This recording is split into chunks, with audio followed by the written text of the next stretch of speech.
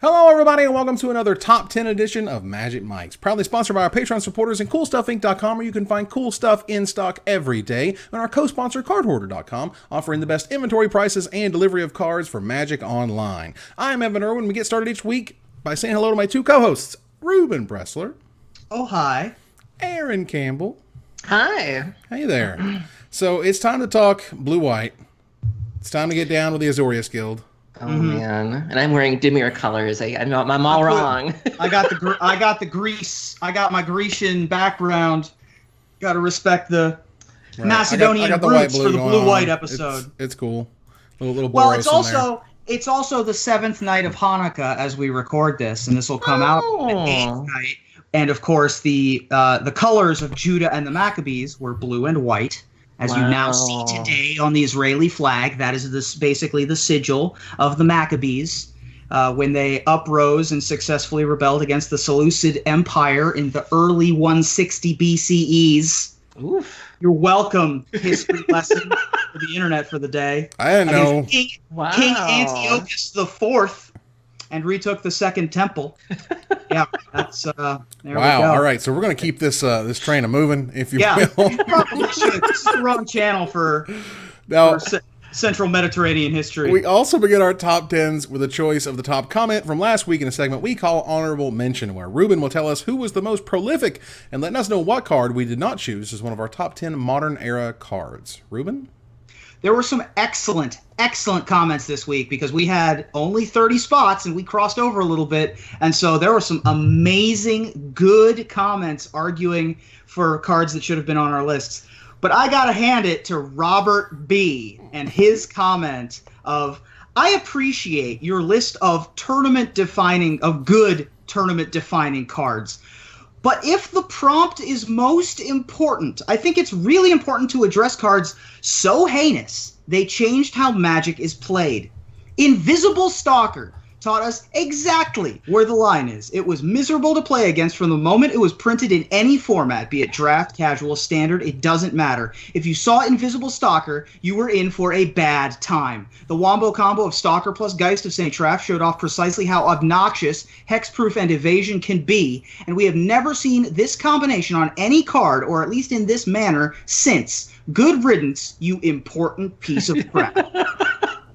Yeah, it was also the reason for the Ghost Pants archetype. You know, that was what they called hexproof or bogles before they were bogles, or you know, it was the standard version of bogles, and so yeah, that was totally a thing. Yeah, Invisible Stalker saw play in Legacy for a tiny bit of time right after it was released in the Bant Pants archetype. I think it won a Legacy Open.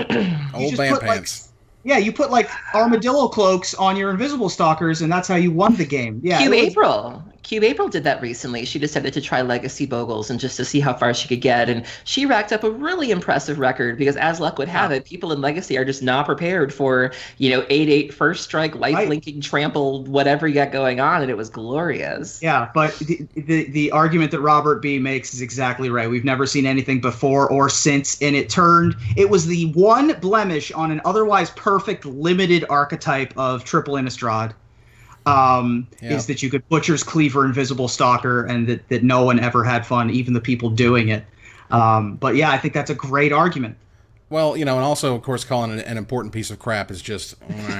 It's just important piece of crap is an appreciate the salt. That's terrific. Because it did create very unfun experiences, and Wizards themselves were just like, we really shouldn't have... they were sort of playing around with hexproof. They didn't really sort of put the Cleaver and the Stalker together, and what people did, you just kind of felt dirty. It's like, I'm getting you, and there's really nothing you can do, but I don't like it. And that's really strange. I do think that sort of character needed to be there, though, in terms of Innistrad. And if we were going to do horror, if we were going to do werewolves and ghosts, then we had to have the Invisible Man, or the Invisible Person. It had to be there. It's just unfortunate that it was just so unfun to play against. When you translate it into cards, it was not the best. Yeah. So congratulations, Robert B. Please get a hold of us via a social channel, the Twitters, Facebooks, or the Reddits. Just let us know. Smoke signals. We will get you your LinkedIn. Yes. MySpace. Snapchat. Google Plus. Friendster. If you could Friendster me, that would AIM has just died, unfortunately. Oh, man. RIP AIM. R.I.P. aim, closed door sound effect. But yeah, any of the other ones will work. Wow. All right. So that said, we're going to move on to our top 10 Azorius cards here. As it turns out, we have a little bit of overlap. As we tend to do, with these color combinations, a lot of us like the same cards. Sure. And there's fewer than 200 Azorius cards. So even though there are more of the allied pairs than there are the enemy pairs, when you have that few, only a few of them are going to be worthy of top 10 contention. Well, I've got 3 hires and 3 sames. Same. Wow. So, well, I guess I'll be the hero. I wonder if you and I are like same, like we're the sames. Like, well, I have 1 same and 2 hires. Oh man, are you the hero of this story? I suppose so. Who knows? Not all of them wear capes. Internet, don't fail me now.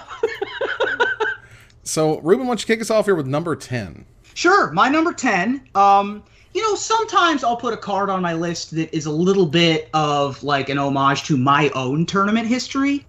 Like Hit Run from the Rakdos episode is a good example of this. Although it did have some tournament clout, probably not as much as everybody else's top 10, right? I think Mirror Weave fits that category pretty well.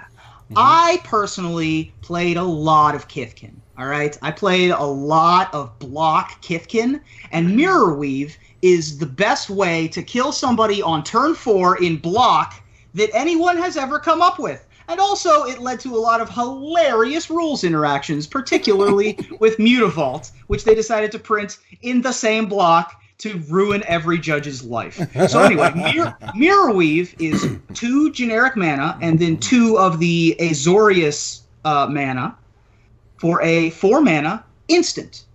Each other creature becomes a copy of target non-legendary creature until end of turn. So how would you kill on turn 4 with this card? Well, what you would do is you would play literally any animal on turn 1. Then you'd play a Wizened Sen on turn 2, which was a Lord, a white 2/2 that gives other Kithkins +1/+1. Then you'd play Spectral Procession on turn 3, which is 3 dudes seriously. 3 dudes seriously, guys. Don't know if you've heard of that card. There it is. And then turn 4, you would Mirror Weave. I've actually had turn 4 wins without the Wizened Sen because my opponent tried to evoke a Cloud Thresher. In response, I think I will turn all of my Spectral Procession tokens into 7/7s and kill you with them. So I've gotten to do that a couple times, and then they didn't evoke Cloud Thresher anymore when I had 4 mana up. It's weird. Mirror Weave, yeah, or they would just do it on their own turn. Like if you waited till my combat step, you were clever, but it's not gonna end well for you. Right. Mirror Weave was a very important part of arguably the second most important deck to come out of Lorwyn block after Fairies. It had several GP top 8s. It had later on evolutions had replaced the Mirror Weave, but the Mirror Weave version is really near and dear to my heart. Petter Nadil made a top 8 of Grand Prix Rimini in 2008 that is one of the, if not the only GP top 8, I think, made by Kithkin. But it was the white weenie of the format, and to this day we still don't really have a replacement deck that was white weenie in the way that Kithkin was, and I just love it so much. And Mirror Weave has even evolved to copy Lords of Atlantis in Modern recently. I've seen Virulent Sliver kind of combo decks with that as well. Wow. And of course, people try to make it work with Biovisionary, but nobody's ever going to make Biovisionary work. But I just love Mirror Weave so much. The art's just super creepy, and the effect is super unique, and it just made judges' heads hurt, and I just love it. It's when you get like to copying, it's cool, but when you get to mass copying, it gets super strange, and you can really take advantage of their creatures, which is what I like the most about it. Is that ultimately, whatever the best thing is you have, as long as it's not legendary, I can turn all of my creatures into it immediately for 4 mana. This card, if I recall at least, kind of snuck up on a lot of people. They didn't really think that it was that powerful, and then it was like, if you copied the Lord with the things, and then you make the stuff. And I was over there screaming 3 dudes seriously, so I clearly wasn't paying attention. Yeah, there you go. As it were. But it was super cool, and I love the Kithkin deck as well. This one was very, very close to my top 10. So, Aaron, what is your number 10? My number 10 is one of 3 hires that I have this week. So.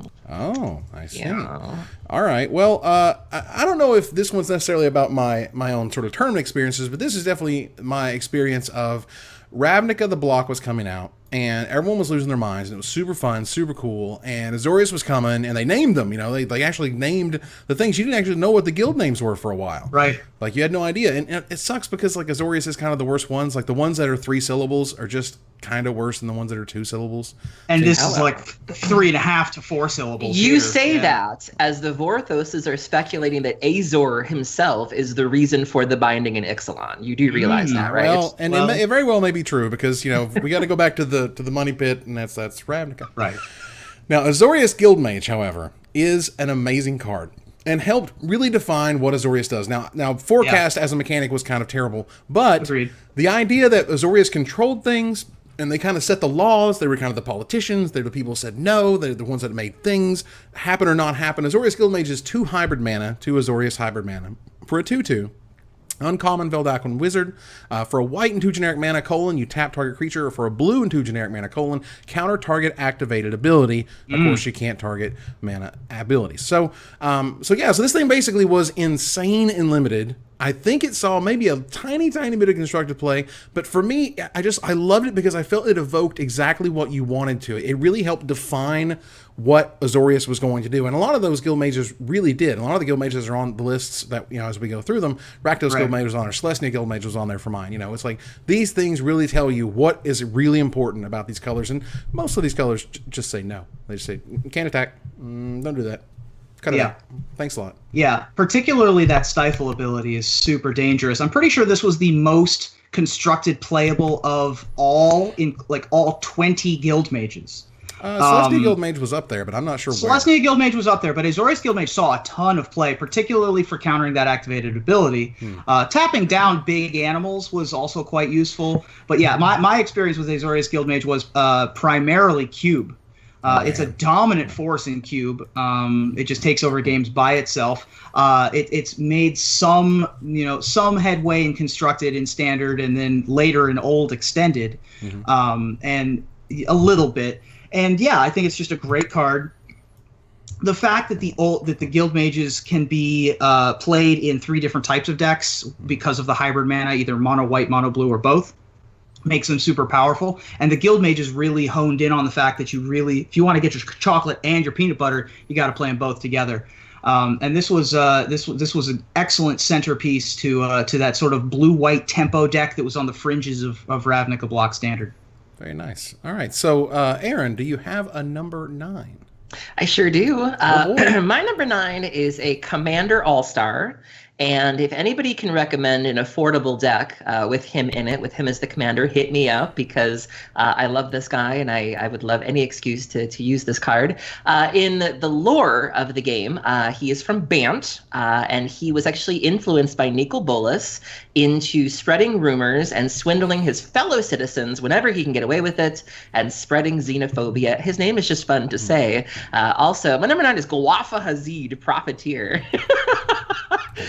So Gwafa. So Gwafa Hazid is a colorless, a white and a blue. He's a legendary creature, human rogue, 2/2. You can pay a white and a blue and tap him to put a bribery counter on a target creature you don't control. Its controller draws a card, but creatures with bribery counters on them can't attack or block. And his flavor text says everyone has a price. And this is just perfect. Like, he's literally just buying people off of, okay, I'm going to give you a card and then you leave me alone. And it just gets out of hand. And when you build like a white-blue sort of pillow fort kind of control deck and just let him run rampant, it just sounds like a lot of fun. And so I love this card. I love the flavor. I love the storyline. I love the idea that Nicol Bolas has sort of influenced him without necessarily going whole hog. It's sort of subtle. We're just going to have you sort of sow discord in your own way. And the art reminds me of the actor, I'm probably saying his name wrong, but the guy who played the Scarecrow in the first Batman movie, Ciaran Hinds or Cillian Murphy. Yes, that's what he kind of looks like to me. Like, I love the art. He's just a handsome looking dude. And I love everything about this card. And so Gwafa is my number 9. Gwafa Hazid. Gwafa. I like it when you call me Big Gwafa. This is my, I tried Gwafa for a while. When I was playing EDH I would replace my general a lot. And I had Guafa for a little bit just because he can bribe himself, which is kind of great, right? Oh, no, it's target region you don't control. Yeah, never mind. I thought he could target himself. It's been a long time since I played Guafa Hazid. But like letting your opponent draw one card in a blue-white deck is really not that big of a deal, especially if you're playing multiplayer. Right. Generic 3/3 for 2 Goblin Hero style. And the backstory does make it a lot cooler, that's for sure. Yeah, I mean, the ability to sort of to play sort of political favors, it sounds perfect for this character. This is the character that pays off the one to get them mad at the other, and they're kind of talking crap about this person, talking crap about that person. It's nice they didn't go full Sarkin El Loco, on like, he's corrupted, his eyes have exploded, and he doesn't know anything. It's like, no, he's just messing with people and just paying them off, and that's terrific. Also bribery counters. Like, how can you not, right? That's just great. That's just delicious. All right, so. Number 9. I'll go ahead and take the next one here because there's definitely going to be a theme of like people in power who are abusing that power for behind the scenes such and such. And I'm not exactly nefarious purposes. Super nefarious, but they have this again. This is the politician. Yeah. The politician guild is Azorius because in charge. The arbiter, if you will, the Grand Arbiter is Grand Arbiter Augustin IV. Just that name alone, for God's sake. Yeah. A blue, a white, and 2 generic mana for a 2/3 rare legendary human advisor. White spells you cast cost 1 colorless or 1 generic mana less to cast. Blue spells you cast cost 1 generic mana less to cast, and spells your opponents cast cost 1 generic mana more to cast. Yeah. So it's super taxes. It makes all of your stuff cheaper. It's working in your favor. It's working against your opponent, even though it should be a arbiter, a sort of a blind arbiter, if you will. But no. It's on your side. It's taking your stuff and making it awesome. As far as I know, there's been infinite awesome commander decks built around the Grand Arbiter itself. Right. This was the first general of that aforementioned blue-white deck. Mm-hmm. It was a deck that was much more Blink Revelark centric. And so I had things like Body Double and Revelark and lots of blink effects and stuff and, Mist Meadow Witch and stuff like that. And Grand Arbiter was always just like, just the most frustrating thing to play against and the greatest thing to play with. I just loved it so much. It's just I have just such good memories of playing with Grand Arbiter, and there's so many different builds of Grand Arbiter decks too. You can build a combo deck because of the cost reduction. Right. You can be more creature centric like my version. You can be straight control. I've seen so many like that. It's just a fabulous creature. I love the artwork of this card. If you look at it really closely, he's blind and physically frail and floats around on a floating bench. And he's protected by a series of soul-sworn jury members, which soul-sworn, they were spirits in Return to Ravnica as well. But if you look really closely, it basically looks like a skeleton with a blindfold and just these robes. Like, he's creepy as hell, and I love it. And he floats around on like his little bed, He's just I mean, I've seen Akira, but they kind of had floating beds. It was really sweet. Yeah. All right. So, Ruben, what is your number 9? So we're going to get back on the tournament playable track now. We've talked about Elder Dragon Highlanders and 99-card singletons and commanders quite enough, I do believe, for the last 5 minutes. We'll probably get back to more. Yeah. But for my number 9, I have a selection that 2 copies of a deck featuring this card made the top 8 of Pro Tour Dark Ascension. Not just 2 copies, but in the hands of John Finkel and Jelger Wiegersma, in a deck designed by, I believe, Sam Black and Jerry Thompson, which was Blue-White Spirits. And this is a Blue-White Spirit Lord named Drog Skull Captain. Nice. So this is a colorless, a white, and a blue Spirit Soldier 2/2, uncommon, from Dark Ascension. It has flying and has the ability other spirit creatures you control have +1/+1 and hexproof. The reason why this was such a big deal, obviously this was part of a cycle, and all of the the various captains gave bonuses to the various tribes, but that hexproof was super important, particularly when played alongside all of the token makers and Phantasmal Image, which was a big deal. Moorland Haunt was a big player in this deck as well. The top of your curve was Dungeon Geists, which when it leaves play, your opponent gets to unlock their Titan or whatever. Mm-hmm. And so giving all your other spirits hexproof was a big deal, not to mention the fact that if you Phantasmal Imaged this, they protected each other like Scion of Unas. and then you just could fly over the top and kill them. So this was a very important piece of a very good and important deck. The Delver build that top-aided Pro Tour Dark Ascension, and it was just a fabulous card that has then started to see a little bit of play in blue-white spirits in Modern. There was a blue-white spirit deck that started seeing at least a little bit of play with things like Rattle Chains and Selfless Spirit and a couple of the more recent spirits that came out, and Drog Skull Captain was a big part of that. I mean, I can certainly see why. It's really cheap. So the Lord, the Hexproof thing, we've already talked about. Hexproof's unreal. Hexproof and evasion. We've already talked about both those things. Right. Yeah. So giving them both, is kind of a big, well, not necessarily evasion, but giving them the boost and the hexproof.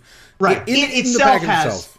Yeah. It itself has evasion, and it gives everybody else hexproof. So not nearly as bad as the Invisible Stalker, but No, not quite. But having Phantasmal Image there, it is an amazing Mondo combo. Like once they start pumping each other, you officially have to find the Wrath or something to kill them. And of course, this was allowed to be played alongside Lingering Souls, the biggest army in a can that's ever been printed in that Esper Delver deck that was at Pro Tour Dark Ascension. So those were some spirits that this thing could certainly pump up. Oh, man. I just think that Drogsaw Captain is just a spectacularly potent card that doesn't get a ton of love nowadays, but certainly back then was a big piece of one of the biggest decks of the format. All right, so we are going to move on here to number 8. I don't have one because it's higher on someone's list. Ruben, do you have a number 8? I don't. This is my first higher of 2, and it is higher on someone else's list. Aaron? Do you have a number 8? I'm guessing we don't. What's happening? For those who are listening to the podcast, she just ate creepy. Something and took a drink. I didn't have my Skype window up, so I thought we lost her. No, mine's higher. Oh, okay. We're all higher on 8. Wow. All right, fine. No, there's no number 8 that has happened before, and that's okay. Number 7 here. I'll go ahead and talk about this one.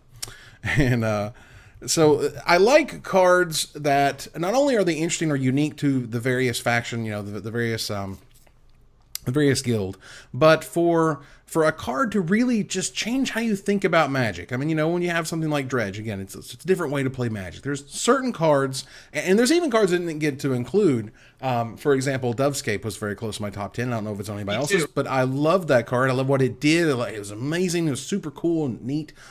But there was another one, because when you got to Shadowmoor and you got to Hybrid Mana, everything got really weird. Because it's Shadowmoor and it was trying to be weird, and boy, they got there with Swans of Bryn Argyle. Swans is just this really strange, oddity thing out in the background. It's it's two hybrid mana, 2 Azorius hybrid and 2 generic, so it's 4 mana total for a 4/3 rare bird spirit. It has flying, and if a source would deal damage to it, prevent that damage, the source's controller draws cards equal to the damage prevented this way. Yeah. Oh boy. So you got something that makes damage over and over? Could you have a little seismic assault possibly? Could you discard a land to draw 2 cards? That sound pretty good. So yeah, now clearly if you're just trying to run this as like a 4-mana 4/3 that they have a hard time killing, that's the wrong stop to take. Also works. I mean, in Limited, this thing was just a 4-power flyer for 4 mana that no one could ever kill. Yeah. And then if they wanted to draw 3 cards, fine, because 2 of them are going to be lands and one of them is going to be a crappy 2/2.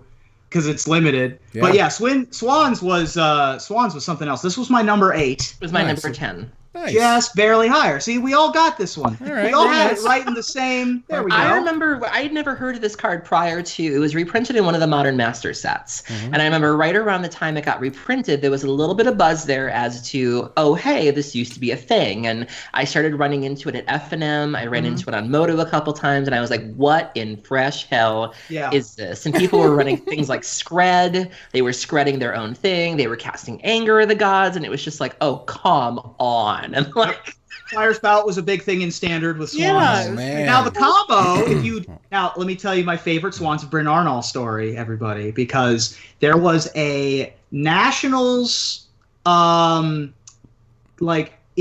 was Nationals in Chicago, and there was a single elimination 64 player way into Nationals tournament, and Evan and I played against each other in this tournament, and I was playing Seismic Swans with Seismic Assault and Swans of Bryn Arnall. And Aaron, I'm the hero of this story to you because I was playing Dakmor Salvage, because you get to go infinite with Dakmor Salvage, Seismic Assault Swans. Because you deal 2 damage, and then you dredge for 1 and draw 1, and then deal 2 damage and dredge for 1 and draw 1, and then you draw your whole deck and kill your opponent. And I defeated Evan, much to his chagrin, and then I lost to a small child in the next round who had nameless inversions or something to deal with my Swans of Bryn Arnall, or like Terror. Justice. I mean, there are ways to deal with birds that are, made of stardust and sparkles, which Swans of Bryn Argall is. I don't know what the lore is behind Swans of Bryn Argall. I don't know what Bryn Argall is. I don't know why the swans are super big and powerful, or that they can't be damaged by light or magic. I don't know. I need Magic Man Sam to tell me what the Swans of Bryn Argall are, because I have never known. All I know about them is that they're super powerful. They've been a player in Standard when they were in Standard, and even a little bit in Extended when Extended was still a format. And it's just a fun card and super unique. We have some dedicated Vorthoses who watch the show, so if you're hearing Ruben's cries for help, let us know in the comments where the swans come from, because we'd like to know. I'd like to know too. I think that's fascinating. So, Aaron, what is your number 7? My number 7 is a card that does everything control decks want to do. It's good at every point in the game. I really feel like it set the tone for Return to Ravnica block in terms of what we wanted to be doing, in terms of what the guild wanted to do. My number 7 is Azorius Charm. It is a white and a blue. It's an instant and it has modes. It's a modal spell, as the charms are wont to do. And there's 3 options. So you can choose one. So creatures you control gain lifelink until end of turn. This is relevant because control decks oftentimes will run a handful of creatures, like whether they just be a couple Snapcaster mages, whatever you got, and you are inevitably going to take some damage as a control deck. You're not going to be able to deal with everything. And so being able to, come back from that or kind of pad yourself a little bit is relevant. Or just draw a card. That's something control decks like to do. Or you can put an attacking or blocking creature on top of its owner's library, which is a really neat way to deal with something coming at you or something getting in your way. This was also in the same format as Boros Reckoner, where you didn't want to be dealing damage to it, but you were fine sort of bouncing it on top of the owner's library and setting them back a turn. This is a really, really versatile card. It's a really, really good card. I certainly cast a couple of these when it was Standard legal. And to me, just nothing says control and nothing says Azorius like this card. Yeah. Nothing says Azorius like this was in the same format as Snapcaster Mage. So in Standard, you got to Azorius Charm, Snapcaster Azorius Charm. Like it was ridiculous. Whether you were just drawing cards or putting stuff on top of the library. Like this card is a force, very close to my top 10. Yeah, me too. Definitely insane value for just 2 mana. Absolutely. The being able to cycle it meant that you didn't have to sideboard it out a lot, which was very nice. The putting target attacking creature on top of its owner's library was obviously the highlight mode for control decks, especially in a format where the 2 mana removal wasn't ideal for a straight up blue-white deck. Like a lot of the red, a lot of the decks were splashing red for things like Harvest Pyre or the better 2 mana removal. There wasn't a ton of great stuff at 2 mana for these control decks. They were designed to get to 4 and 5, and the fact that this was basically a grip tide against most decks. It just set them back a draw step and a creature and another cast of the creature. It was a nightmare to play against. And of course you could just gain a billion life off your Elspeth tokens when Elspeth Sun's Champion was in the format with it, or your Aetherling could gain you 8 life or whatever. I always love the fact that this was a big deal. I always love the fact that you could go wide. If you had a bunch of creatures and you turn on lifelink, like that's a game swinging change of life totals right there. Absolutely, which is awesome. Not to mention the fact that if you were dealing damage with your own Boros Reckoner, which later Jeskai blue, red, white control versions, you could stack damage on your Boros Reckoner and gain a bunch of life that way. Yeah. All right. So Ruben, what is your number 7? My number 7. So far I've had Mirror Weave tribal deck, right, for Kithkin or for Lord of Atlantis. Then I've had Draw Skull Captain. That's another tribal deck. We talked about Swans, but it was higher on somebody else's list, so we skipped that one. I got another tribal card. This particular tribe is affectionately known as Meat Hooks. And the reason for the season, as it were, the reason why that's a deck at all in any way, shape, or form is Crystalline Sliver. Crystalline Sliver is a white and a blue for a 2/2. Summon Sliver. although it's creature dash sliver now, but That's right. summon sliver. All slivers have Shroud. They can't be the target of spells or abilities. That's why it's a deck, everybody. It's because you can't target them. Crystalline Sliver, I mean, obviously you have Muscle Sliver and Talon Sliver to pump your team up, but you need something unique. You need something interesting. You need that, hexproof equivalent, just like Drogskull Captain. And this one is Shroud. This is old school hexproof. Being a 2/2 for 2 is a big deal, obviously. This came out in Stronghold as an uncommon. Got reprinted in the premium dual decks Slivers because of how iconic it is. Meat Hooks makes a comeback every once in a while in Legacy, or Counter Slivers, as it's sometimes called. It's a Bant-colored Slivers deck. Right. And it's just a very important piece to an archetype. And also, I think it's a creature type that we haven't referenced on our top 10s yet. And if there was ever a time to reference it, now is the time, because Crystalline Sliver is the centerpiece of Meat Hooks. I mean, that deck wouldn't exist without it. And it's interesting to me that they haven't printed it in a set that allows it to be legal for Modern. Yeah. Because, again, the Slivers by themselves, not that great. The deck is cool, but just not that overpowering. But if you're not prepared, if you just got nothing, they will destroy you, and it will be so entertaining. Like, I remember, there's a Legacy Open every once in a while when Slivers just does unbelievably well, and it is amazing to watch the opponent just go I can't stop a 3-mana whatever that pumps so-and-so, and here comes Sliver Queen or whatever. It is beautiful. Yeah. It is fantastic. Happens in Modern too. A.E. Marling has advocated for slivers before, and I know every once in a while you get the sliver guy who comes out and it's just oh girl, and and chat loves it. It's always fun to watch. Yeah, you can catch them with the pants down, as it were. Just not their ghost. Exactly right. Not their ghost pants down, though. No. Not the ghost pants with the meat. Shroud, of course, being the fairer of the hexproof variants, can't hook up pants or equipment to it. But still quite potent. All right, so we're going to move here to number 6, and it turns out I have a buddy at number 6, because I've got a samesies. Aaron, what do we got? So we're used to Oblivion Ring as a card, and Oblivion Ring can usually get you out of most scrapes. Let's say you've got a big Eldrazi coming your way, or a big Baloth coming your way, or even just a pesky Planeswalker, things like that. It can deal with things like that pretty well. The problem is when you're facing multiple somethings. Let's say you're up against a token deck and you've got 8 soldier tokens coming your way, and you're at 5, and you're well, I can Oblivion Ring a token, which feels pretty bad, or 3 dudes, seriously. You can certainly deal with one of those dudes, but you can't deal with the other 2. With this card, you can clean things up nicely. Our number 6 is Detention Sphere. Yay! So, Evan, why don't you tell the folks what it is? Oh, sweet. Detention Sphere is a rare from Return to Ravnica. It is a blue, a white, and 1 generic mana for an enchantment that says when it enters the battlefield, you may exile target non-land permanent not named Detention Sphere and all other permanents with the name as that permanent, with the same name. When Detention Sphere leaves the battlefield, return the exiled cards to the battlefield under their owner's control. So you couldn't answer their Detention Spheres, which sometimes was super annoying. I think it definitely led to a lot of the token stacks kind of went away. It was a fantastic answer, obviously, to Elspeth, whether it was just Elspeth herself or if she had a ridiculous army you had to take care of. It did, clearly amazing work, versus the token stack. And it was just really cool. Again, it was one of those, Azorius deals with things, and they deal with things with finality. You cannot target this with its own thing. You have to abide by its rules, and it answered a lot, whether it was before or after, was Innistrad Standard and or the Theros era. It was good start to finish. It was good from the moment it saw print. Yeah, absolutely. Yeah, totally agree. I mean, Oblivion Ring variants are spectacular, and Detention Sphere is one of, if not the best of all time. So, Ruben, what is your number 6? I like cards that win Pro Tours. You know what card won 2 different Pro Tours?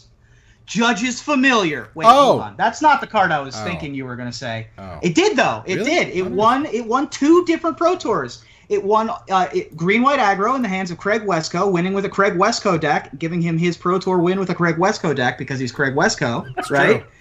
Then, not 6 months later, Jeremy Dizani and Mono Blue Devotion took down the Pro Tour Theros. In a Mono Blue Devotion dominated top 8, where he played against Sam Black in a Mono Blue Devotion mirror for basically for the right to win the Pro Tour. Yeah. 4 copies of Judge's Familiar in the deck. I mean, that's pretty insane. So Judge's Familiar, I think, has a deserving spot here. And it does, again, this is another card that does what blue-white it wants to do. So what does it do? It is a 1/1 for a hybrid Azorius mana. It's an uncommon from Return to Ravnica. Creature type, bird.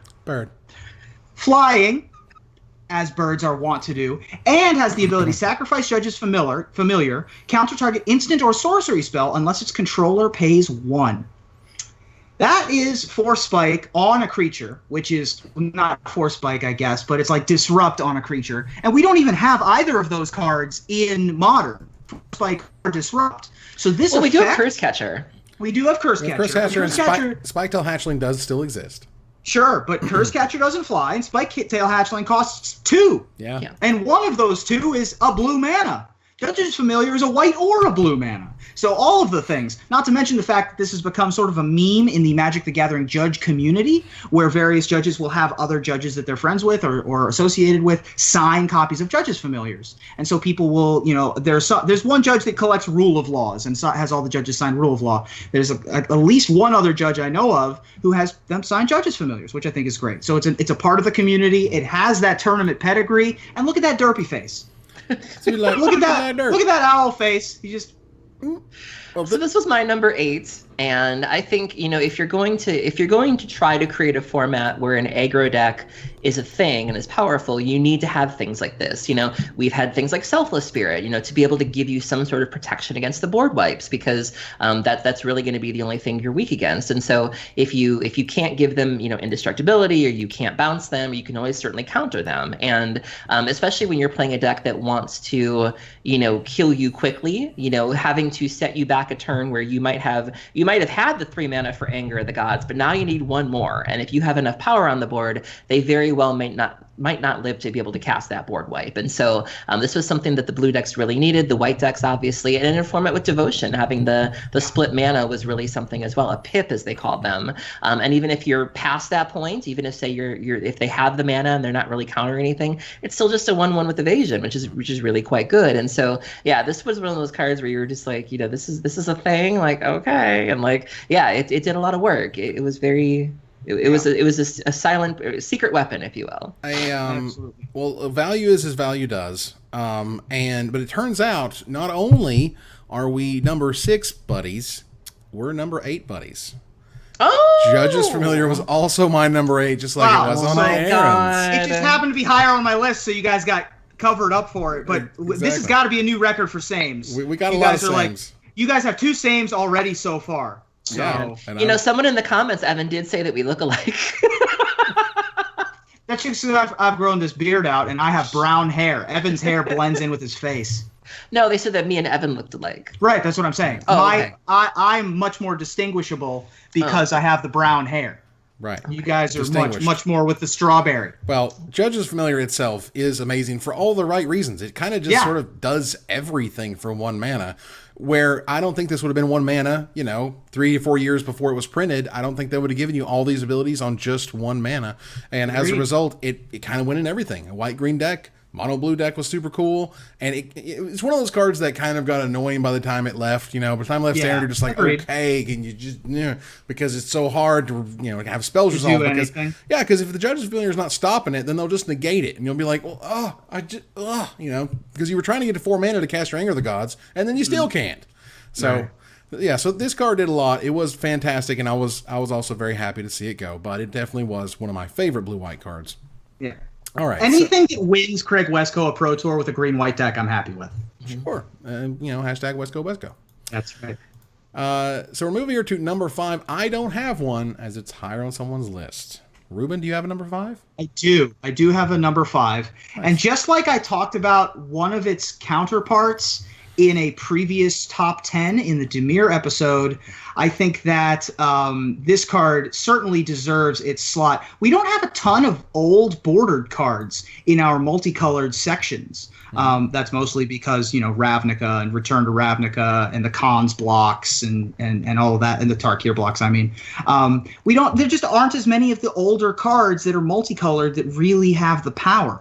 But Absorb is so good and so unique to its. I mean, it was also a huge part of its format. I'm not sure it ever won a Pro Tour. It may have, but it is certainly indelible in my memory of playing against lots of control decks that had Absorb in it. So Absorb is white, blue, blue, instant from Invasion. It's a rare, has never been reprinted.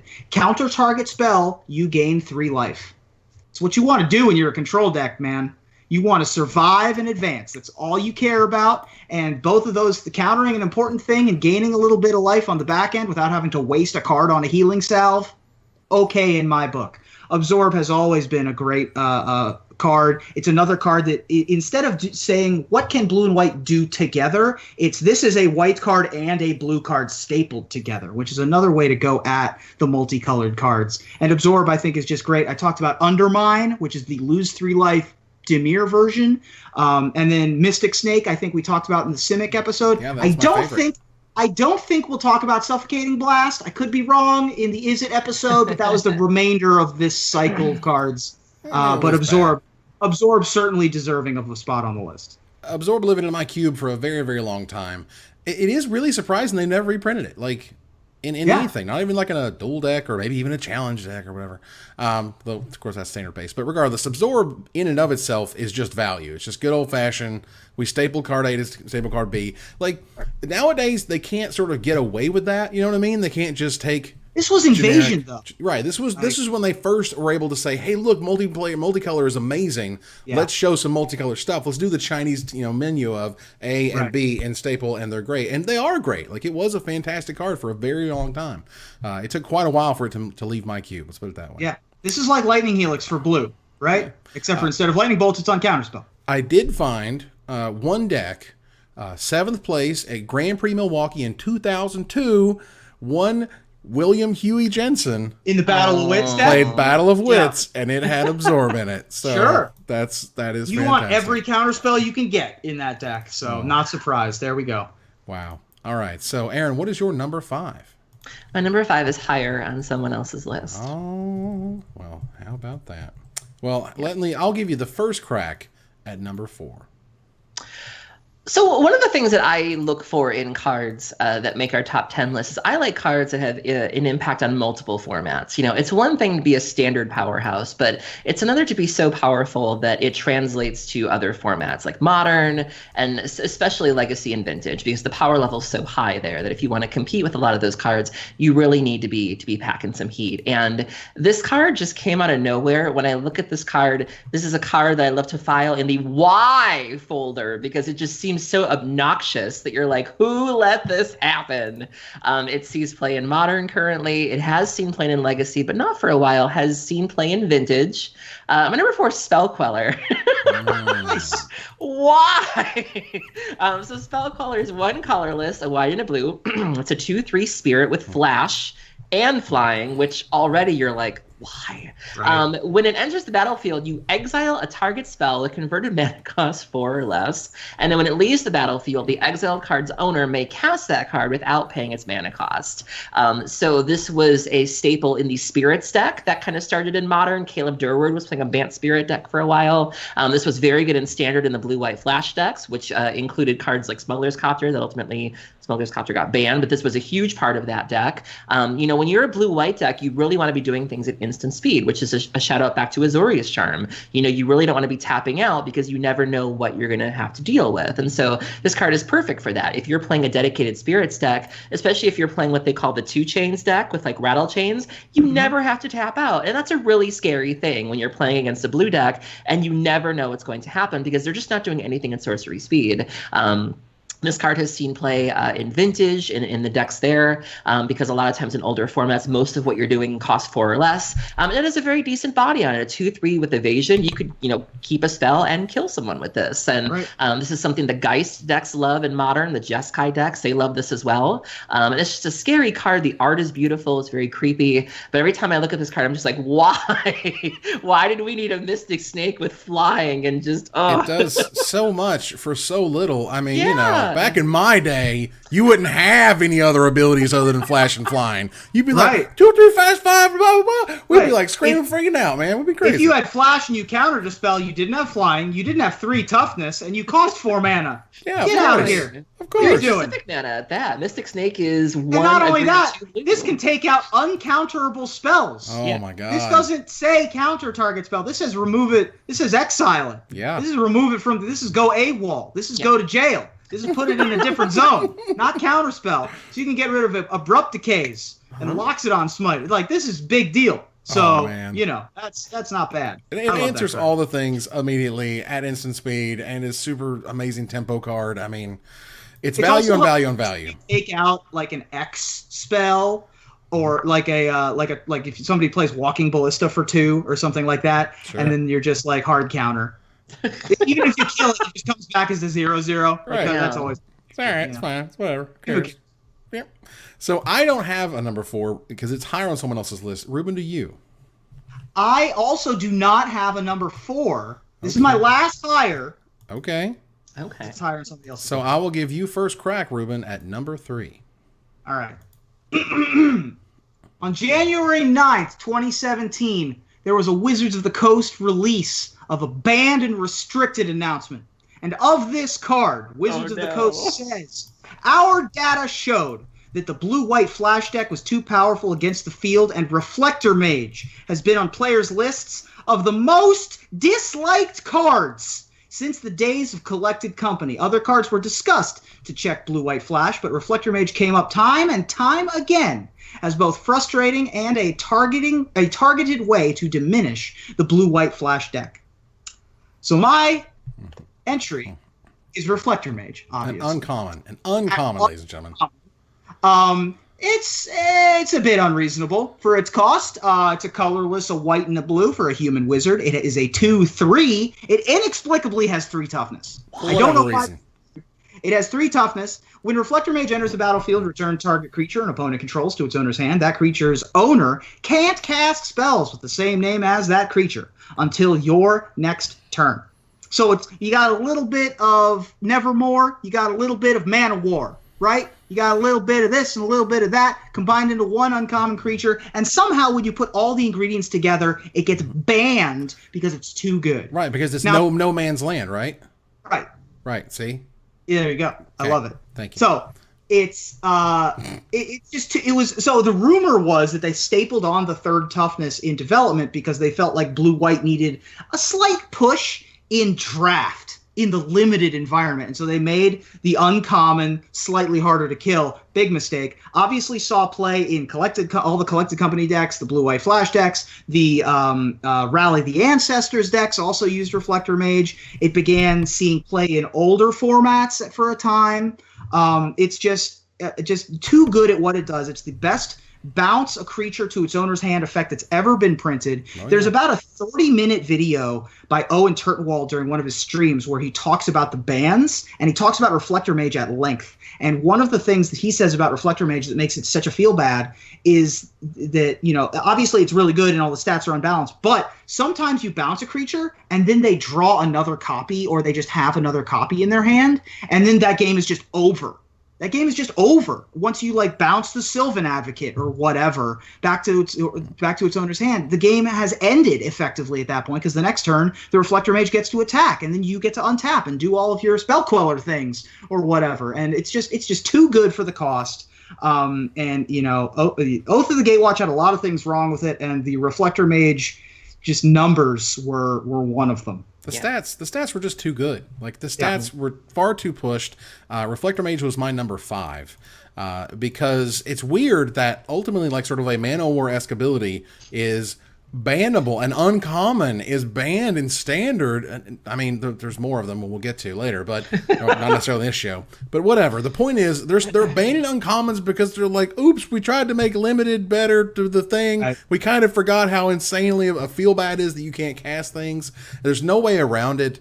It costs just 3 mana. It's value on value, and it's one of the most defining cards, kind of in the worst ways. To me, it's not a fun way to show what Azorius is doing. It kind of it's very punishing. It's very almost black in that manner. This to me is almost a Demir like card. I mean, if it was Detain or something along those lines, where it's like detain that creature and then your opponent can't cast creatures with that name, that at least isn't that bad of a feel bad. Right, you don't have to recast the whole thing. But it was just way too good for its low cost. And 3 toughness. Come on. The 3 toughness was absurd. 2 power, 3 toughness is ridiculous. That was just silly. Aaron, what is your number 3? I'm not normally known as a control player. I don't have a history of playing control decks, but my number 3 is a card that featured prominently in a control deck that I really, really enjoyed playing. And I think it's the deck. I think it's the last time I played Standard seriously. I was getting ready for Grand Prix Oakland a couple of years ago, and the Dragons deck was a thing. Esper Dragons was the sort of control deck du jour. And I picked up this deck, and I somehow 5-0'd a league with it, and I had so much fun with it. It has even seen play in Vintage in the land still decks. Wow. It makes it usually sees play as like a 2 of, it's just a nice thing to do. If you're already trying, to not tap out, or if you're already trying to sort of build yourself a fort, this is really the thing you want to fly out of that fort and to protect. My number 3 is Dragonlord Ojutai. So Dragonlord Ojutai is 3 colorless, a white and a blue. Legendary creature, Elder Dragon, flying, 5/4. Ojutai is hexproof as long as it's untapped. And then whenever Dragonlord Ojutai deals combat damage to a player, look at the top 3 cards of your library, put one of them into your hand, and the rest on the bottom of your library in any order. And I really liked this Protect the King sort of style of play of, right. You're being a control deck, you're using these cards that rely on having a dragon, and then you slam this thing, and you get to a point where you can protect him. So even when you tap him, if something tries to target it, you either have a counter spell, you have something going on, and this is just your win con. And I really, really liked this deck. I really played well with it. I won a lot of games with this card. If it hits even once, you feel like so far ahead of your opponent that just being able to sort of sift for what you need. Again, to have the right tools to protect the card. That's all you got to do. I have a lot of friends who've become new parents recently, and they always say that rule number 1 is just keep the baby alive. That's all you got to do. And so, and it feels like that with Ojutai. Once you get to 5 mana, just keep it alive, and you're home free. And I was like, I can do that. And so the art is gorgeous as well. And I just love this card, and I love that it was good enough to see play in even Vintage, because again, the power, a 5-drop in Vintage better be really, really good. And Land still decided that it was, and I have a lot of fond memories of playing this card. This card didn't immediately jump out as super playable or super good. I certainly recall this because at the time a friend of mine was busy doing the MTG finance thing or whatever. And, he was, we were sort of talking about stuff, and he was just like, so this Dragonlord Ojutai, and I'm just like, dude, I got a feeling on this one. I'm like, this card seems ridiculous. And he's like, but no one's playing with it, because they did a few opens or whatever in the meantime. And it's like, yeah, I don't really care. Like, this card seems insane and kind of does everything you want to do, and if you can protect it, so on and so forth. So he kind of went deep on that, and then blew up at the Pro Tour, and then they're $25 a piece, and he made out like a bandit, so congratulations or whatever. But the point is, Dragonlord Ojutai is that good, is that powerful. I like how it definitely leads the blue-white clan of the Dragonlords. Like, it really provides that power that isn't just stopping what they're doing, but rather sort of controlling the game in a very subtle way. I mean, Esper Dragons was only Esper because of Dragonlord Ojutai. It was splashing white almost exclusively for Dragonlord Ojutai. The rest of the deck was blue and black for Foul Tongue Invocation and Silumgar's Scorn and stuff like that. It wasn't for any of the blue-black dragons. It certainly wasn't for any of the monocolored dragons. No. I mean, you could play Dragonlord Silumgar and Drifting Death in your deck if you wanted to, but it was because of Dragonlord Ojutai. And so when you're the centerpiece of like probably the best deck of that format, at least one of the most popular decks of the format, and you're being splashed for exclusively because of that card, definitely deserving of a top 3 spot. Oh man, super, super sweet. But for my number 3, it kind of comes back to the history of Magic. And it is an older border card, which is pretty cool because I think these are kind of rare these days to talk about guilds and older stuff. And it's not a Ravnica card anyway. But the point is that there's certain cards that are made and there's certain cards that are reprinted, and when they're reprinted, they're changed in certain ways, and that kind of pisses everybody off. And the first one they ever did this to was Meddling Mage. Meddling Mage was the card that Chris Pakula got to make for winning the 2000 Magic Invitational. So he got his card into, I think, what was it? It was Invasion. Is that correct? I need to look it up here. It was in Plane Shift. Plane Shift. There we go. Meddling Mage. Sweet. So yes, it was in Plane Shift, and it finally saw play, and it's got his face on, and he's there smiling, and that's awesome. And they reprinted it in Alara Reborn as an African American woman, and it's like there's nothing wrong with African American wizards. That's awesome, but it's Pakula. Right, but it's Pakula's card. This was the first time they had taken a invitational card with someone's face on it, and it's like, oops, surprise, you don't get to keep your face on it any longer. And so now we have like the weekend version of Snapcaster Mage or whatever, and it's really strange. And so anyway, to back up here a little bit, Meddling Mage is a 2-mana 2-2. It is a blue-white for a 2-2 rare wizard. When it comes into play, you name a non-land card. The named card can't be played. This thing has seen play essentially ever since it was printed in one variety or other, whether it's casual. Definitely saw a lot of constructed play, saw a ton of cube play. It's one of those cards that really lets you kind of get your opponent. Like, do you got the read? Do you got the read? Because if you got the read, man, this card is insane. And if you don't, then you learn really quickly. But ultimately, there was first of all, it's very defining, I think, for blue-white, what blue-white does, what you want it to do. And there's an entire backstory of Chris Pakula, and it was the invitational card, and it was reprinted, and there was definitely a to-do, if you will, when Alara Reborn showed up, and all of the art was replaced. Yeah, I agree. I mean, this was my number 4. Okay. The Meddling Mage ability is like a thing that blue-white does now. This is another of their identifiable traits. Cards like Meddling Mage are blue-white. Even Meddling Kids, which was printed in Unglued, does something that's similar to Meddling Mage, and obviously takes its namesake.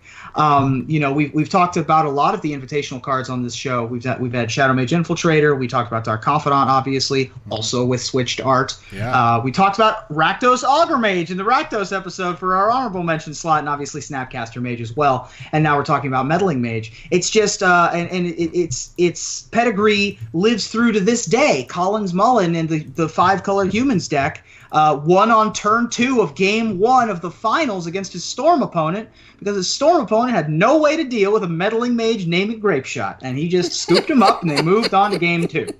To this day, Meddling Mage is just a power player in Modern and formats beyond, and it's just spectacular. You could even argue that Reflector Mage is an extension of that blue-white. Whole thing of being able to say no to things. And my worst memory involving Meddling Mage is there's a young man at my local game store who loves his birthing pod decks. He loves his Coco decks. He will play Coco. He would play Coco in every format if he could. And one night I went to Wednesday Night Legacy, which I get to go to when we don't record on Wednesday. And that's my big day out. And he showed up with Legacy Coco. And I was like, girl. And all of a sudden he Cocos and he goes, yeah, so Meddling Mage is Stoneforge. And I'm like, what? That's right. And then all of a sudden, and then he just cast another one, and he's like, yeah, so Breakthrough and Faithless Looting, go. And I'm like, but and it's bad enough when they cast a Meddling Mage and pay the mana for it. It's another when they just instant speed. Whoop! There's when they flip it over into play. Yeah, feels terrible. It's pretty good. Wow. All right, so we're gonna move on here to number 2, and I have another number 2 friend. Do I have another number 2 friend? Not me. Is it you guys have 3 sames together. That's delightful. Oh my god, that's incredible. We're on the same cycle, Ruben. You jealous? I am very. Mm-hmm. We are totally on the same cycle, as it were. He can't sit with us. That's right. Correct. It's all right. Our number 2, as it turns out, is one of the format definers, particularly for Return to Ravnica, has seen to play in a ton of formats, young and old. Supreme Verdict is a blue, 2 white, and 1 generic mana for a rare sorcery that cannot be countered and destroys all creatures. Wrath of God, but it's absolutely happening. It's the Supreme Verdict. It's absolutely gonna happen. I love it. I love the name. I love the flavor. I love the artwork. There's a super cool promo version that was done by John Avon, which has amazing artwork. That was the box promo. Yes, yeah, it was buy a box promo, and that's amazing. So, Supreme Verdict, in and of itself, Wrath of God was a card they don't really print anymore. It also mentions Regeneration, which they don't even do anymore. But if this is our next best, I'm super happy with it. And we are still paying for the sins of Supreme Verdict. If you look at the board wipes we've been given since then, we've been given Languish and Hostilities. Crux of Fate, Sweltering Suns. I mean, like, we are never going to see anything close to this again. Like, this is definitely a moment where Wizards is like, and it was good when it was happening, but it was definitely, this is one of the reasons why people like to point to Return to Ravnica Standard as being like the gold standard of Control. And there has not been really a moment since then where Control was as good. And we may never go back to that. But this was one of the reasons why, and this card was just nuts because, you know, we mentioned, you know, Judge's Familiar. We've mentioned the Curse Catchers that people sometimes like to have to protect their decks from board wipes by using counter spells, which are irrelevant with this card in play. And it sees play in Modern, it sees play in Legacy. Miracles loves this card. Vintage, even. I've certainly had this attempted to be used against me, and there's a good reason for it. And ridiculous card, and just kind of set the tone for board wipes everywhere. And then they play it, and you go, Spell Queller.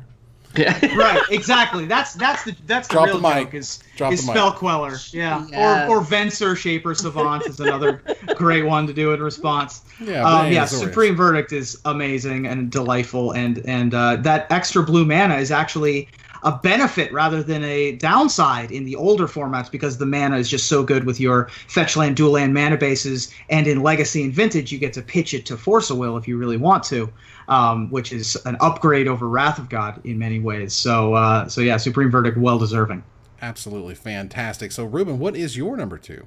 My number 2, so my whole list, our whole list, really, with Spell Queller and Drog Skull Captain in particular, has lots of spirits. Yes, we do. And perhaps the best ever spirit be printed. How about you? The best ever spirit to ever be printed is Geist of St. Traft. Ah, yes. So Geist of St. Traft is a colorless, a white, and a blue. It is a mythic rare from the original Innistrad expansion. It is a 2/2 with hexproof. Now, it is a legendary creature, Spirit Cleric, yes we do, but it has hexproof. And if you were listening to the earlier complaint about Invisible Stalker, hexproof's not great to play against, so this was the second example. And in addition to that, whenever Geist of St. Traft attacks, it's not just a 2/2. Put a 4/4 white angel creature token with flying onto the battlefield, tapped and attacking. Exile that token at the end of combat. That is a lot. That is just a lot for a card to do. It's also blue-white and attacks for 6. 3 mana, attack for 6 next turn. I mean, that's reality. You suit them up with Spectral Flight and attack for 8 in the air. Just nothing you can ever do about that. Mm-hmm. Magic Pants. That's a bit of a weird choice. But Geist of St. Traft, among legendary creatures that are blue-white, this was never one that was my general. The other one that was usually my general, by the way, was Rasputin Dreamweaver, which I don't think is going to be anybody's number 1, so that's why I called it out right there. Shout out to Rasputin Dreamweaver. But Geist of St. Traft is absurd. Sees play all over the place. The 5-color Zoo decks in Modern. This is what you play on turn 2 after your Noble Hierarch or your Birds of Paradise. Obviously, the blue-white Spirit decks in Standard, Modern, even in Legacy. Obviously, in the Bant Pants deck that we were talking about earlier, it's a great finisher in all sorts of control decks out of the sideboard for control mirrors that lean heavily on Swords to Plowshares and things like that. After Terminus is sideboarded out for games 2 and 3, and it even sees play in Vintage sometimes, just because it's just so difficult to deal with. Geist of St. Traft is iconic. It's super good. It's so iconic, as a matter of fact, that it was in dual decks Blessed versus Cursed as one of the focused mythic rares when the angels fought against the devils or the demons in that expansion. So, yeah, Geist of St. Traft, I think, is the most iconic blue-white creature. This card has made me want to pull out my hair more times than I could count. There is a devoted following, #TeamGeist. There's a group of Modern players who will play this deck even when it's not good, but they can always be counted on to have, their Jeskai cards, and they will play this deck regardless. I love the lore of who Traft was. Traft was a demon hunter who killed vampires and killed all sorts of other baddies in Stensia in Innistrad. Was tricked into killing people and was then murdered by Withengar from Withengar Unbound.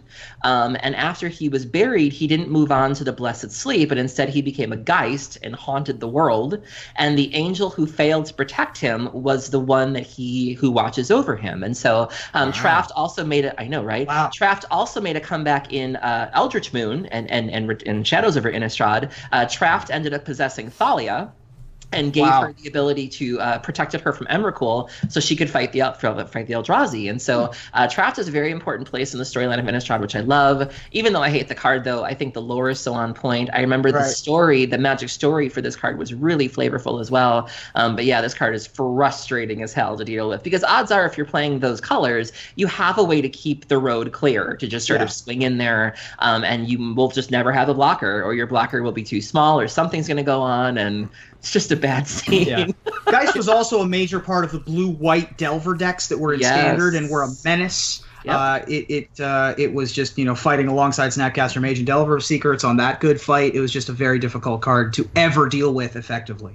Mm-hmm. Wow, I mean the lore here is kind of amazing. Yeah, the fact that there was the Order of the Saint Traft, it came back as Invocation of Saint Traft in Shadows over Innistrad. Yep, which was callback. That's true. Which essentially was an aura that didn't give hexproof, but gave the Make an Angel when this creature attacks and remove it at the end of combat ability. Right, which is clearly the best ability on it. But hexproof is nuts and silly, and they don't do that anymore.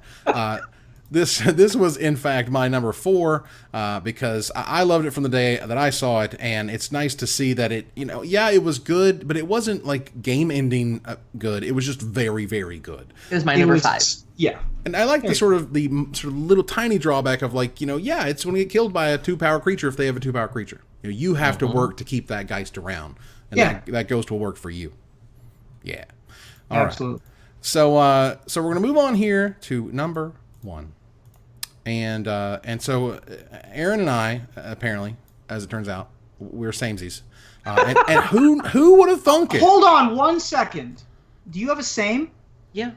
Do you have a same? I have a same. I also have a same for number 1. How did we all pick Tobias Andrion from Legends? I know. It's insane. It's a blue-white 3 generic mana for a 4/4. It's a legend. It's unbelievable. We all picked Galena's Knight. Right?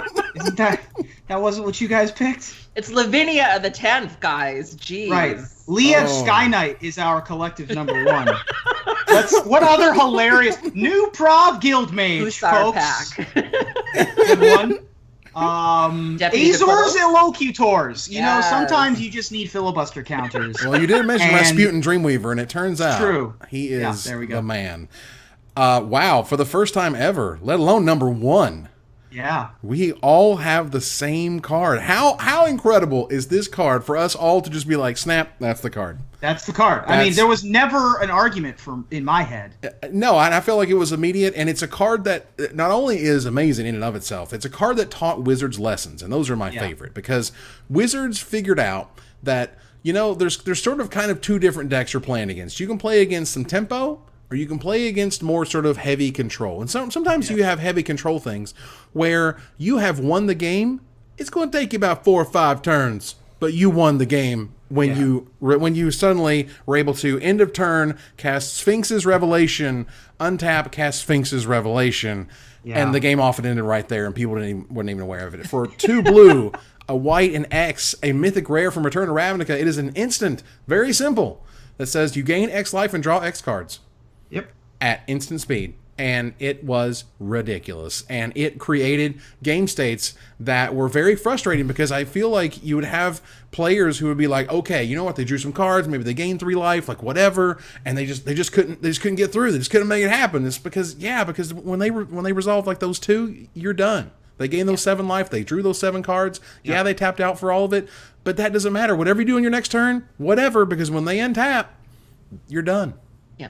And this is another card, I mentioned this a little bit with Supreme Verdict, that we are still paying for the sins of. When you look at the blue draw spells we've had since then, we've had Ugin's Insight, we've had Jace's Ingenuity, Pull from Tomorrow. Like, there's a reason why we don't have good blue draw, really, in Standard, is because it has never been good since this card. We've got, like, a little Supreme Will, you can draw your little 1 card, and we've got some little things like that, but we will never have it this good again. again. And we're still sort of we're still seeing Wizards kind of dip their toe in the water of, is this good? Is this too good? Because this just was, like you said, a very big lesson to them. And this is why, it just hasn't been as good for years.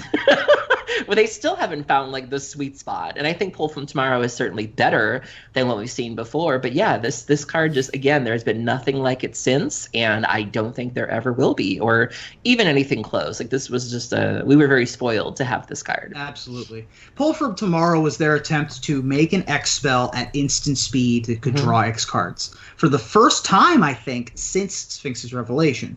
Sphinx's Revelation was an immediate callback to Stroke of Genius with the same converted mana cost of 3 mana plus X. It's just that instead of having 2 colorless, you instead had to pay an additional blue and additional white. And instead of getting to target, you got to gain X life. And that's what really pushed Sphinx's Revelation over the top, obviously, was that, Stroke of Genius could be its own win condition decking your opponent. But gaining 4, 5, 7 life against the decks from the mid-range and the aggro standpoint was just too much of a thing to overcome a lot of the time.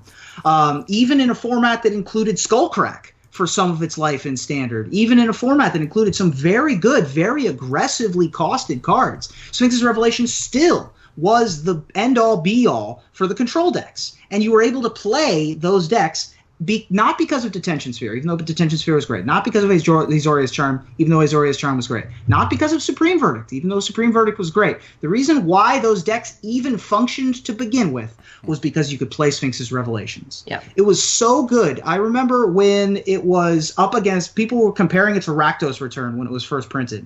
And people were like, which of these is better? And everyone was like, oh, Fireball plus Mind Twist is way better than Stream of Life. Get out of here. And then like a month later, or like the first tournament where Sphinx's Revelation was legal, Todd Anderson won the Open with blue, white, red control. And then a month later, they're $25 a piece. And yeah, Sphinx's Revelation has always been spectacular and always been revered among tournament pros, and will be looked back on as salad days for those folks that really like those control decks, because we'll never see anything else quite like Sphinx's Revelation. Yeah. Wow. That means I ended up with 3 hires and 3 sames. Yeah. Gosh, that's a lot. It is. I think it is nice that, of all the lists we've done so far, this is the one where, there's no arguments. There's no weighing of whatever. Like, no. Sphinx's Revelation is it. You might as well enjoy it in the formats you do get to play it in. Right. Yeah. Because Standard ain't going to be one of them. No. And interestingly enough, this one really hasn't translated to other formats. Like, it occasionally sees play in Modern, but even then, the Jeskai decks don't need this. They've got Opt, they've got Serum Visions, they've got whatever. I've heard this is horrible and limited. Like, this isn't like where you really want to be. Right. So it really does seem like it was confined to that moment in time, but what a moment it was. Absolutely. It was nuts. It was super nuts. And Wizards, again, I've had conversations with R&D members who are just like, which would you rather have, the Tempo or the Sphinx's Revelation-esque? And I'm just like, give me Tempo just all day. Like, give me a chance to win rather than I lose and I'm not aware I lose. The slow stranglehold, Exactly. I don't even wear this noose is around my neck or whatever. It's tough. It's tough for a red mage with Sphinx's Revelation in the format. Yeah, that is true. Yeah. There were no red mages winning a lot when it came to that card. No, sir. So, all right. So that is our top 10 Azorius cards, which is fantastic. You will see them on the screen now for review. Take a look at my list, Aaron's list, Ruben's top 10, and we want to hear from you about what card we didn't talk about, and we'll select our favorite comment on YouTube to win a $50 gift certificate for CoolStuffInc.com. But before we go, I want to thank my co-hosts. Thank you, Aaron. We're not going to tell them about our surprise for next week. What's the surprise for next week? So we normally, when we do the guilds, we alternate. So we do like a guild and a thing. We don't normally chain guilds, but Ruben came up with the idea that because white blue is sort of in the spirit of Hanukkah and Gruul is the color of Christmas, that we were going to do Gruul next week so we could keep up with the holiday theme. And there we go. See you in a special Christmas episode. Your special Christmas episode, meat and eggs we eat next week for Gruul. I like it. Which I am totally fine with. So with that said, join us here next week for our top 10 Gruul cards. But again, thank you, Aaron. Thank you for having me. Thank you, Ruben. Thank you, Evan. Yeah, man. And we're going to move on here to our final slide. I want to thank our sponsor, CoolStuffInc.com, our co-sponsor, CardHoarder.com, my co-hosts, Aaron Campbell and Ruben Bressler. You guys for watching. I hope you support us at Patreon.com/MagicMikes. Visit our website at MagicMikesPodcast.com that exists thanks to our Patreon supporters. Or follow, like, tweet, favorite, share, subscribe, do everything social that tells people we exist. Catch us online at Twitch.tv/MagicMikes, on Twitter at MagicMikesCast, on Reddit at Reddit.com/r/MagicMikes, and on Facebook at Facebook.com/MagicMikes. Talk to us privately at MagicMikesPodcast@gmail.com. Follow the audio-only podcast at MagicMikesPodcast.libsyn.com, or find us on iTunes, or join us here next week for another Top 10 episode of Magic Mikes. Good night, everybody.